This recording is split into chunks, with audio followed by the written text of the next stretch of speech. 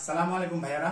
আজকে হচ্ছে তোমাদেরকে আমি পড়ন্ত বস্তুর সূত্র ইউজ করে যে কোনো কিছুর উচ্চতা কিভাবে নির্ণয় করতে হয় সেটা আমরা নির্ণয় করব। ঠিক আছে, কোন বস্তুর উচ্চতা নির্ণয় করব পড়ন্ত বস্তুর সূত্র ইউজ করে। এর জন্য আমাদের প্রয়োজন হবে তোমার হচ্ছে একটা অ্যাপ। সেই অ্যাপটা হচ্ছে তোমার ফায়ারফক্স।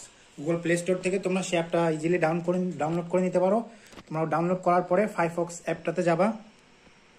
তারপর এখান থেকে তোমরা যাবা হচ্ছে টাইমার্স থেকে এখান থেকে অ্যাকোস্টিক স্টপওয়াচ এখানে যাবা। ঠিক আছে, এবার এদিকে তাহলে হচ্ছে যদি উচ্চতাটা এখানে আমাদের মেন আমরা কি করব, এই সমান সমান UT plus half GT square. আমি হচ্ছে আদিব একটা শূন্য থাকবে আর হাফ জিটি স্কোয়ার থেকে আমরা জি এর ভ্যালুটা 9.8 ধরে নিব। যদিও তোমার হচ্ছে ভূপৃষ্ঠ থেকে যত উপরে উঠবা জি এর ভ্যালুটা কমতে থাকে।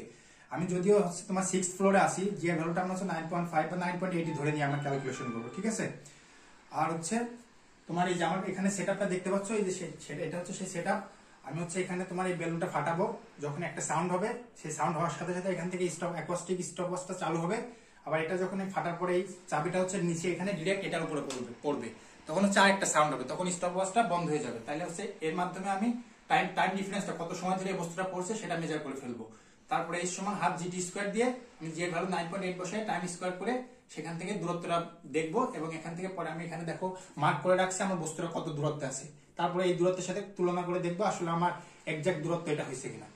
ঠিক আছে ভাইয়া, তাহলে আমরা শুরু করি।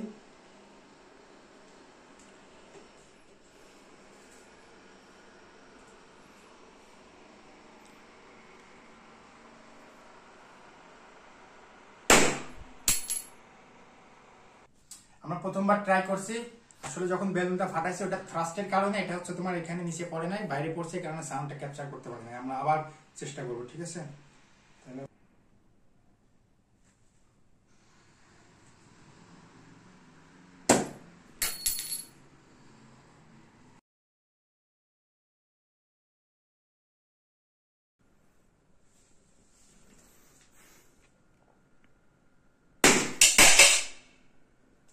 দেখো ভাইয়া এখানে সময় লাগছে হচ্ছে আমার তোমার 0.420 সেকেন্ড। ঠিক আছে, তাহলে আমরা ক্যালকুলেশনটা করে ফেলি।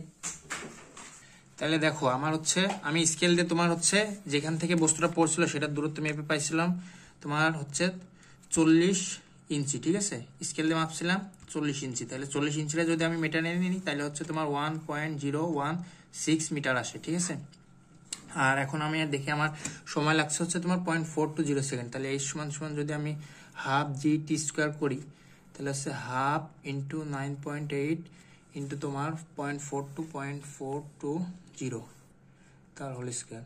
তাহলে এটা যদি আমি করি তাহলে আসবে হচ্ছে তোমার 0.5 ইন্টু 9.8 ইন্টু 0.42 তার হোল স্কোয়ার। তাহলে এটা আসবে তোমার হচ্ছে ভাই 0.864 এত মিটার। দেখো আমার হচ্ছে তোমার এখানে আমি ক্যালকুলেশন করে আসছে হচ্ছে 0.864 মিটার। আর আমার অ্যাকচুয়াল ভ্যালুটা হচ্ছে আমার বস্তুটার কত উচ্চতা ছিল 1.016, যা একটু কম আসছে, 0.2 কম আসছে। যেটা হচ্ছে মানে তোমার এখান থেকে যখন বস্তুটা সাউন্ড করছে ওইটা সাউন্ড প্রথমে আগেই অ্যাকোস্টিক টাইমারে আসছে, এই কারণে যতটুকু একটু ডিলে হয়েছে। তোমরা নিজেরা বাসায় অনেক প্র্যাকটিস করে দেখো যে কারেক্ট ভ্যালু তোমরা পাবা।